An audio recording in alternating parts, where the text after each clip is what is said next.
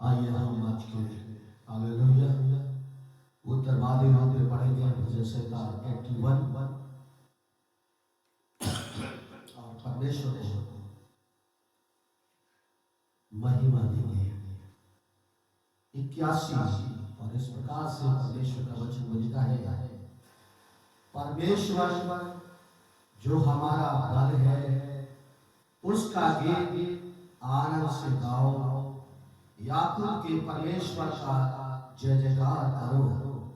भजन उठाओ, ढप और मधुर बजाने वाली बीड़ा का सारंगी ले आओ। नए चांद के दिन और पूर्णमासी को हमारे पर्व के दिन नरसिंगा फूको, क्योंकि यह इज़राइल के लिए विधि और याकूब के परमेश्वर का ठहराया हुआ नियम है। इसको उसने यूसुफ पे चेतावनी की रीति पर उस समय चलाया जब वह मिस्र देश के विरुद्ध चला। वहां मैंने एक अनजानी भाषा सुनी। मैंने उनके कंधों पर से बोझ को उतार दिया, उनकी टोकरी ढोना छूट गया। तूने संकट में पड़कर पुकारा, तब मैंने तुझे छुड़ाया। बादल गरजने के गुप्त स्थान में से मैंने तेरी सुनी, और मरीबा नामक सोते के पास तेरी परीक्षा की। हे मेरी प्रजा, सुन, मैं तुझे चिता देता हूँ। हे इस्राएल, भला हो कि तू मेरी सुने। तेरे बीच में पराया ईश्वर ना हो, और न किसी पराये देवता को दंडवत करना। तेरा परमेश्वर यहोवा मैं हूँ, जो तुझे मिस्र देश से निकाल लाया है। तो अपना मोह पसार, मैं उसे भर दूंगा। परंतु मेरी प्रजा ने मेरी ना सुनी, इज़राइल ने मुझको ना चाहा। इसलिए मैंने उसको उनके मन के हट पर छोड़ दिया कि वह अपनी ही युक्तियों के अनुसार चले। यदि मेरी प्रजा मेरी सुने, यदि इज़राइल के मार्गों पर चले, तो मैं क्षण भर में उसके शत्रुओं को दबाऊंगा और अपना हाथ उनके द्रोहियों के विरुद्ध चलाऊंगा। यहोवा की पहली तो उससे बस में हो जाते और उनका अंत सदाकाल तक बना रहता है।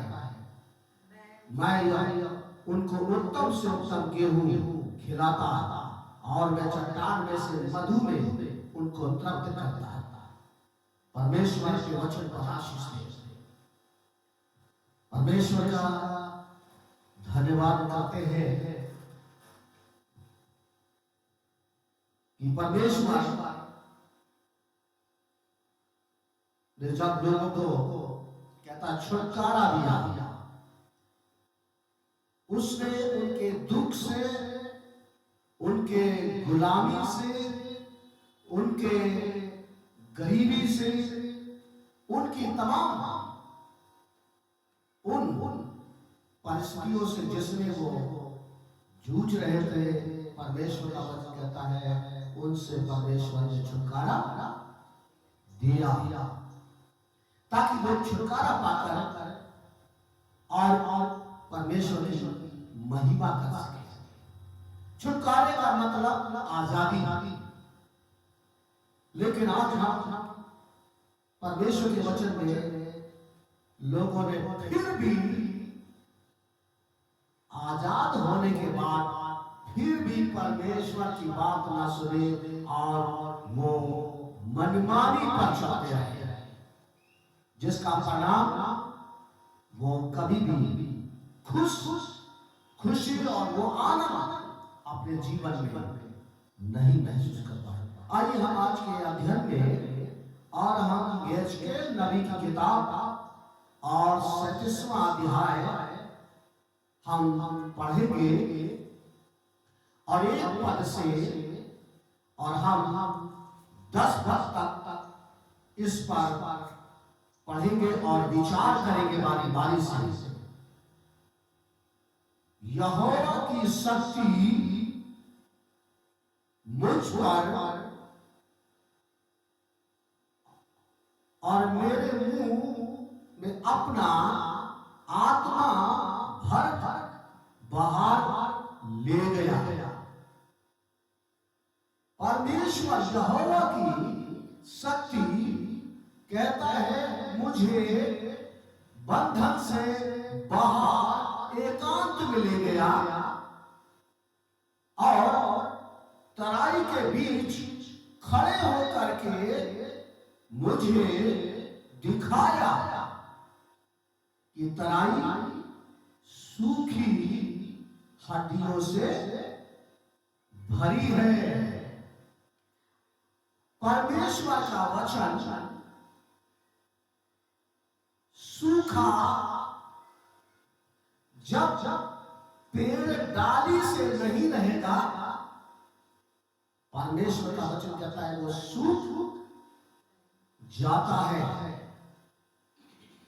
और जब डाली में पेड़ तने से जुड़ा रहता है डाली, तो वो हरा भरा और फूल और फल भी और पत्तियां देता है। परमेश्वर के वचन, परमेश्वर के दास ने जो देखा और वो था बिखराव, और कहता है तब उसने मुझसे उनके चारों ओर घुमाया और तराई की वह तह पर बहुत ही हड्डियां थी और वो बहुत ही सूखी थी।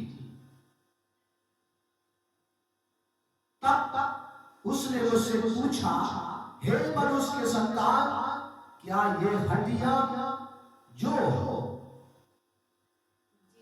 जी सकती हैं, क्या ये हड्डियां जो सूखी है, क्या ये जी सकती हैं, यानी फिर से पनप सकती हैं?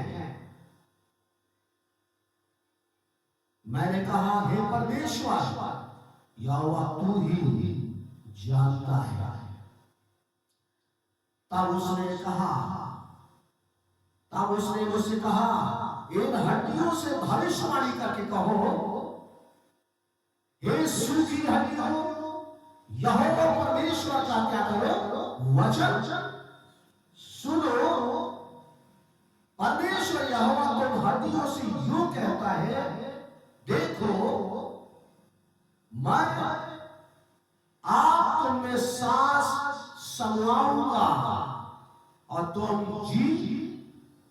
परमेश्वर कहता है मैं सांस दूंगा तब तुम जियोगे। बिना परमेश्वर के सामर्थ्य के कुछ भी संभव नहीं। और परमेश्वर के वचन में लिखा है, और मैं तुम्हारे संग नए उपजा करके मैं तुम्हारी नसें उपजा कर मांस चढ़वाऊंगा और तुमको चमड़े से ढांपूंगा और उनमें मांस समाऊंगा और तुम जी उठोगी और तुम जान लोगी कि मैं परमेश्वर यहोवा। ये हमारे देश में भी हम कहें आज गणतंत्र का मतलब लोगों के द्वारा एक चुना गया संगठन, और उसी संगठन का मतलब है गणतंत्र का त्योहार, लोगों का त्योहार। जब तक ये लोग अनेकता में, जातिवाद में, ऊंच नीच में और गरीबी अमीरी में, छुआछूत में, झूठ फरेब में, पाप बुराई में, एक दूसरे को उठाने और गिराने में लगा रहा, तब तक इनमें जिंदगी नहीं थी। लेकिन परमेश्वर का वचन कहता है, मैं इस विषय में कहूं, बाइबल एक ऐसी किताब है जो मनुष्य और परमेश्वर के बीच के प्रेम की किताब है, प्रेम की कहानी है।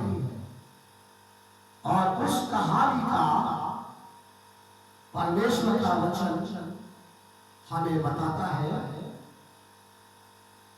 कि इस किताब में पाई जाती है और जिसके माध्यम से परमेश्वर कहता है तुम्हें पता चलेगा कि परमेश्वर हमारे देश को जब आजादी मिली लोगों ने खुशियां मनाई, हम आजाद हो गए। परंतु इतने सालों से आज तक हम आज भी लोग चिल्लाते हैं मैं आजाद नहीं हूं, मैं अभी भी आजाद नहीं हूं। क्योंकि इसलिए जब तक वो बातें हमारे बीच पनपती रहेगी तब तक ये बातें हमारे मनों से और मुंह से क्या करती रहेगी, निकलती रहेगी। हम बंधन में हैं, हम बंधन में हैं, हम गुलामी में हैं, हम ये वो बात है कि जब तक इंसान पाप में है, बुराई में है, तब तक ये सारी बातें पाई जाएगी। पर जिस दिन लोग सच को जान लेगा उसी दिन वो सच्ची आजादी को अनुभव करेगा। फिर उसे किसी का भय नहीं रहेगा। कोई हमारा दूसरा व्यक्ति हमारा ईश्वर नहीं हो सकता। लेकिन परमेश्वर ने वचन बताता है कि परमेश्वर हमारा परमेश्वर है जो हमारे जीवन में क्या कर देता है। उसने कहा मैं तुम्हें नसें पैदा करूंगा, तुम्हें मांस चढ़ाऊंगा, तुम्हें चमड़े से ढांपूंगा, तुम्हें सांस भरूंगा और तब तुम क्या करोगे जी, एक ऐसा समूह बन जाओगे जिसमें ये सारी भेद की बातें।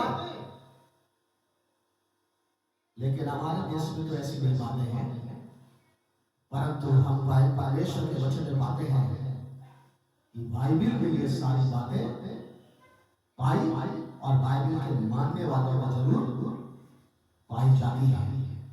आगे बढ़ते हैं। परमेश्वर का वचन कहता है परमेश्वर इस आज्ञा के अनुसार मैं भविष्यवाणी करने लगा और मैं भविष्यवाणी कर ही रहा था कि एक आहट और भूलोन हुआ और हड्डियां इकट्ठी होकर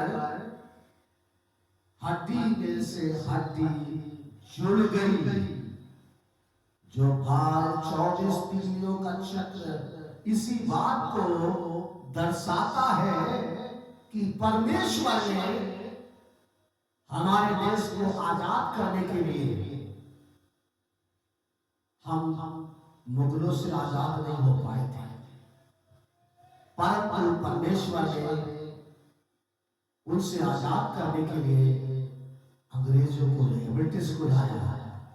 और परमेश्वर ने ब्रिटिश पे जब हमें आजादी दी तो उनके बीच में विवाद पैदा कर दिया और हमें छुटकारा मिल गया। ये छुटकारा लोगों के युद्ध के द्वारा नहीं मिला, ये छुटकारा परमेश्वर का वचन कहता है परमेश्वर ही द्वारा।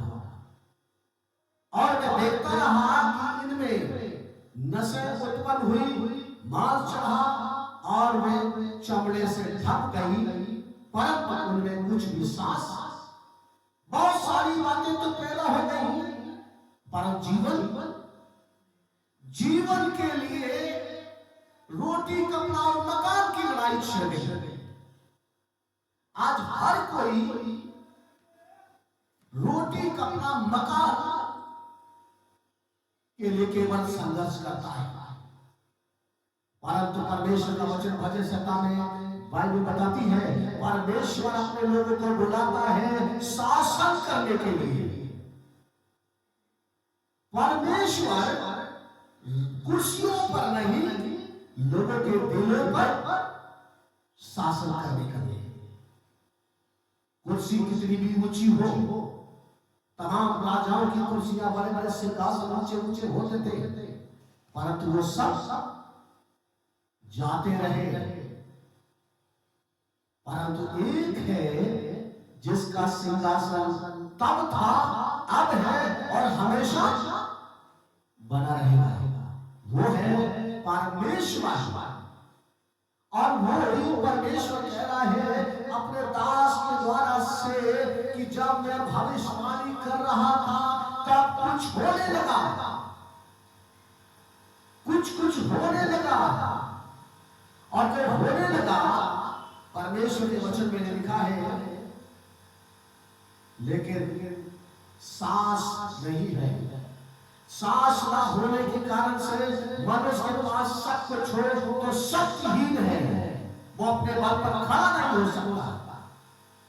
लेकिन जब परमेश्वर ने उसमें सांस डाली तो क्या हो गया? यहोवा के चारों ओर घात किए हुए की हड्डियां वे जीव उठी और वो परमेश्वर की एक बड़ी सेना में तब्दील हो गई। हमें परमेश्वर का वचन इस बात के लिए कि परमेश्वर हमारा बल है, परमेश्वर हमारा बल है और परमेश्वर हमारी विजय है। परमेश्वर संकट में हमारी सुनने वाला और उत्तर देने वाला है, जो हमें हर प्रकार की परिस्थितियों से क्या कर देता है? छुड़ाता है। और हमें परमेश्वर ही है जो कहता है कि जब लोगों से कहा गया सुनो तो उन्होंने सुनना। आज भी यही बात हो रही है, सब चीजें सुनी जा सकती है, ले सब कुछ सुन रहा है इंसान, लेकिन आज भी विज्ञान सब कुछ कर रहा है, लेकिन सब कुछ के बावजूद भी परमेश्वर की आवाज आज भी लोगों से चिल्ला चिल्ला कर कह रही है। इसके नबी की किताब और वहां 18वें अध्याय और वहां 18 और 23 पद में लिखा है, परमेश्वर नहीं चाहता है कि कोई भी बुरा से बुरा व्यक्ति भी कभी नाश ना हो। परमेश्वर नहीं चाहता है, वो हमसे इतना प्रेम करता है कि हमारी बुराई के बावजूद भी वो हमें नहीं चाहता कि हम नाश हो। परमेश्वर यही बाइबल का किताब जो परमेश्वर और मनुष्य के बीच की प्रेम संबंध की कहानी वर्णन करता है। और जब परमेश्वर की सामर्थ काम करती है तो परमेश्वर लोगों के जीवन के लिए उपाय भी करता है। ये लोग जो थे बिल्कुल अलग बिखरे हुए पड़े थे, ये लोग में जीवन नहीं था, इनमें कोई खुशी नहीं थी, इनमें कोई छुटकारा नहीं था, इनमें आंसू थे, इनमें बुराइयां थी, इनमें केवल निराशा भरी थी। परमेश्वर ने इनके अंदर नेगेटिव बातों को निकाल करके पॉजिटिव बातें भर दी। और यही परमेश्वर का वचन कहता है, परमेश्वर जब उनके बीच में आया और उनका टोकरी ढोना भी क्या कर दिया? छुटकारा दे दिया। और भजन संहिता में लिखा है, वो हमें उत्तम से उत्तम गेहूं, भोजन, चीजें आज हमें उपयोग करने के लिए परमेश्वर ने दी है। और ये परमेश्वर ने मनुष्य को बुद्धि दी। परमेश्वर के लोग पहले इतना ज्ञान बारीकियों से नहीं सोचते थे, पर परमेश्वर था जो बारीकियों से सोचता था। और परमेश्वर जानता था कि जिस आशीष को मैं मानव जाति को दे रहा हूँ, ये आशीष बढ़ेगी, पृथ्वी पर फैलेंगे और सब कुछ होगा। इनके तमाम प्रकार की परिस्थितियां आएंगी, तमाम बीमारियां आएंगी, इनमें तमाम प्रकार की घटिया होगी, तमाम प्रकार अकाल और मरी होंगे, दुर्गोल होंगे, बहुत सारी बातें होंगी। लेकिन उनके बावजूद भी परमेश्वर का वचन कहता है, परमेश्वर उनके बारे में सोचता है, चिंता करता है, क्योंकि वो हमसे प्रेम करता है। लेकिन हम मनुष्य परमेश्वर के प्रेम को ठुकराते हैं अपने विचारों के कारण से, अपनी युक्तियों के कारण। और यहाँ लिखा है परमेश्वर ने क्या कर दिया, उनको उनकी युक्तियों के अनुसार छोड़ दिया। अपनी मर्जी अपनी मनमानी करो। और जब मनमानी करने लगते हैं तो क्या होता है, लाभ नहीं होता है। लगता है कि हम लाभ, परंतु उसका परिणाम नुकसान। परमेश्वर हमारी देश की और लोगों की और विचारों की विभिन्नता को भी एक रखता है, लेकिन हमें जो समझ आता है हम अपनी मर्जी से।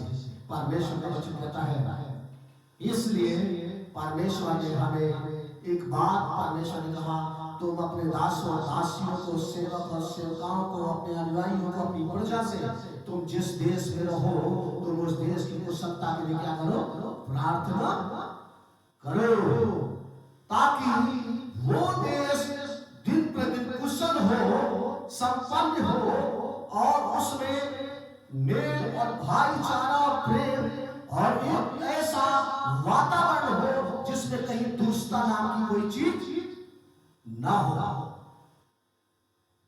परमेश्वर के राज्य के सिवा और कहीं भी ऐसा वातावरण नहीं संभव है।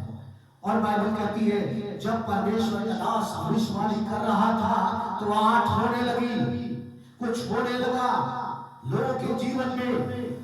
और परमेश्वर का वचन कहता है वहां एक बड़ा मिरेकल्स हो गया। परमेश्वर हमारा अद्भुत परमेश्वर है। परमेश्वर के वचन में जब मैं पढ़ रहा था इन दिनों में निर्गमन की किताब, और उसमें कि परमेश्वर ने अपने दास मूसा को भेज दिया अपनी प्रजा को छुटकारे के लिए कि वो उन्हें आजाद कराए, परंतु वहां विषम परिस्थिति थी। परमेश्वर अपना काम कर रहा था। परमेश्वर लेकिन मैं इस बात के साथ साथ इस बात के लिए भी परमेश्वर के दासों की निंदा करना भी हमारे लिए उचित नहीं है। परमेश्वर के दासों का लूका में परमेश्वर का प्रभु यीशु मसीह कहते हैं तो मेरे दासों को जो समझो कि भविष्यवक्ता, शंका करने वाला, क्षमा देने वाला और सुसमाचार सुनाने वाला, जो कुछ तुम समझोगे परमेश्वर उसी के अनुसार तुम्हें उसका रिजल्ट देगा। लेकिन दूसरे राजाओं की किताब दूसरे अध्याय में 23 पद से पढ़ते हैं जब एलीशा उस पर मेरे से चल रहा था और वहां कुछ लोगों ने देखा और उसकी निंदा करने लगे, हे छड़ी में चढ़ जा, हे छड़ी में चढ़ जा। और बाइबल बताती है जंगल से दो रीछ निकले और उसने क्या कर दिया, 42 लोगों के जीवन को नष्ट कर दिया। परमेश्वर हमें परमेश्वर दिए हैं, परमेश्वर के दास दासी दिए हैं ताकि वो हमें परमेश्वर के बारे में शिक्षा, ज्ञान और बातें बता सके ताकि हम परमेश्वर की इच्छा को समझ पाए, परमेश्वर की भलाई को समझ पाए, परमेश्वर के।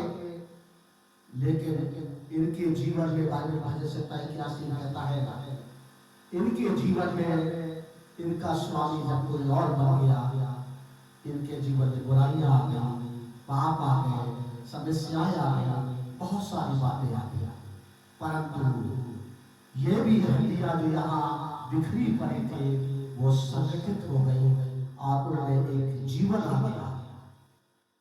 लोग एकता के बारे में कहते झाड़ू की एकता का, लेकिन वो फिर भी उस तरीके से समझाने का, लेकिन यहाँ परमेश्वर का जीवन के प्रति। और हमें रोटी कपड़ा मकान ही नहीं बल्कि हमें जीवन भी चाहिए, हमें अच्छा स्वास्थ्य चाहिए, हमें अच्छी शिक्षा चाहिए, हमें अच्छा वातावरण चाहिए, हमें अच्छे जीवन खुशियां चाहिए हर दिन। और हमें हमारे ओठों से केवल एक ही बात हो, हम परमेश्वर का हर सुबह उठकर परमेश्वर का धन्यवाद कर सके, धन्यवाद कर सके, परमेश्वर की महिमा कर सके, परमेश्वर के लिए आराधना कर सके, और उसमें कोई किसी को कुछ छेड़ने वाला भी ना हो, कोई किसी की निंदा करने वाला ना हो।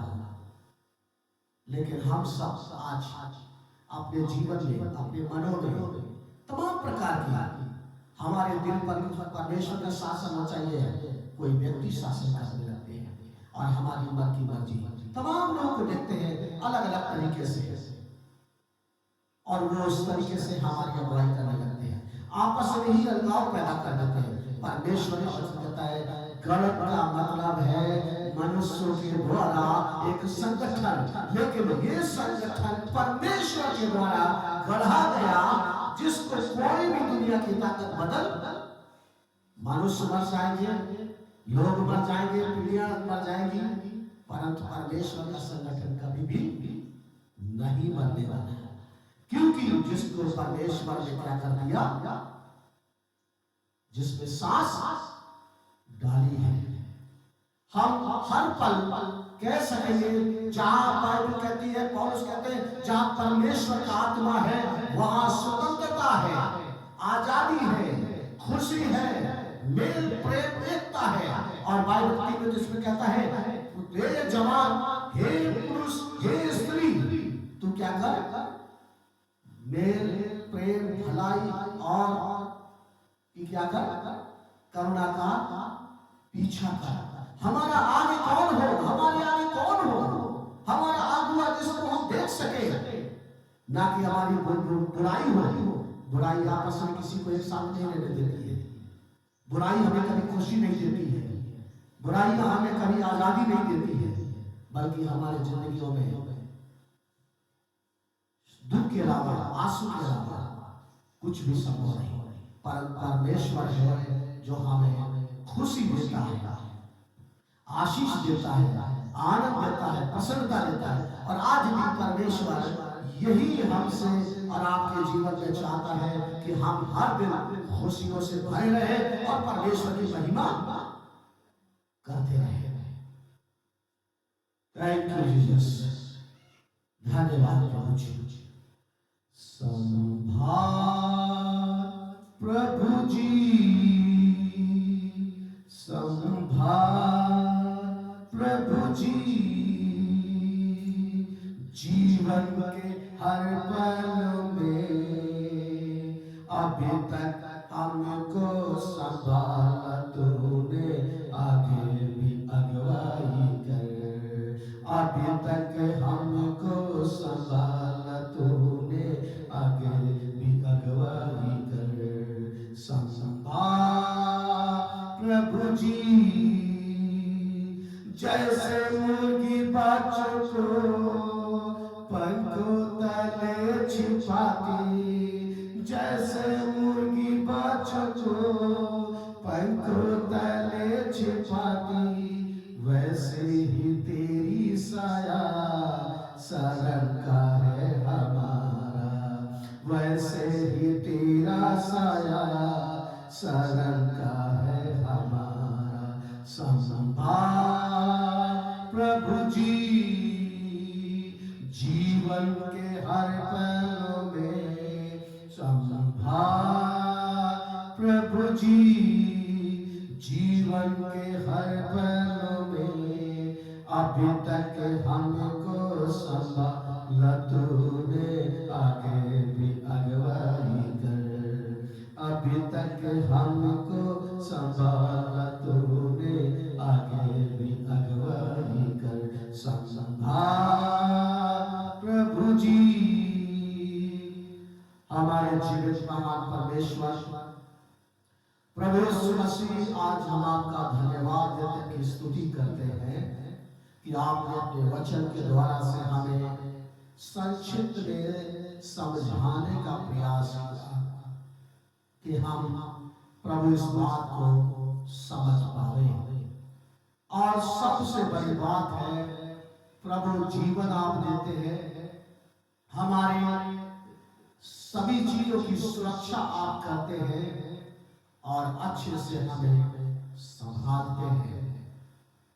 आज हम दुआ करना चाहते हैं हमारे देश में प्रभु आपकी बड़ी करुणा और दया और वो आशीष जो लोगों के जीवन को बदलती है। प्रभु आज तमाम प्रकार की बातें हमारे इन समूहों में, लोगों में, मनों में, दिलों में प्रभु जो विचार घुस गए हैं, प्रभु यीशु मसीह वो सब दूर हो, ताकि हमारा देश प्रभु जैसे तमाम लोगों ने कहा ये देश सोने का चिड़िया महान देश है। प्रभु हम उसी देश में भी प्रभु जी आपके ऐसे अद्भुत सामर्थ्य को देखने पाए जिससे प्रभु हमारा देश का हर एक व्यक्ति आपकी महिमा कर सके। हम हर जगह प्रभु आजादी के साथ घूम सके, हर किसी से बातचीत कर सके, हम एक दूसरे के प्रति जो हमारे दिलों में प्रभु जी गंदगी है वो बाहर जाए और हम अच्छे से प्रभु शुद्धता के साथ आपकी महिमा कर सके। हमारे देश के नाम महान ही ना हो बल्कि हमारे दिल भी महान बन जाए और हमारे द्वारा सब तुझको महिमा दे सके। हम दुआ करना चाहते हैं हम अपने देश के तमाम जाति, धर्म, समूह, संप्रदाय, विश्वास के आस्था के लोगों के लिए हम यही प्रार्थना करते हैं ऐसे वातावरण को प्रभु बदल करके एक अच्छा वातावरण बना करके, ताकि देश का हर एक व्यक्ति जिसमें तमाम प्रकार की बुराइयां जाती रहे और अच्छा वातावरण, प्रेम का जो वातावरण है, क्योंकि तेरी इच्छा है कि पाप करने वाला भी नाश ना हो बल्कि बच जाए, जीवन पाए, उसमें भी परमेश्वर की सांस है और उसका वो आनंद उठा पाए। धन्यवाद परमेश्वर पिता आज की सारी आशीषों के लिए। यदि कोई दुख में है, परेशानी में है, बीमारी हारी में है, प्रभु यीशु मसीह आप उनके दया करें और उन्हें छू ले जो आपको पुकार रहे हैं, चंगाई दे और अपनी महिमा दे। धन्यवाद देते हुए इस विनती को अपने मुक्तिदाता यीशु के नाम से मांगते हैं, आमीन।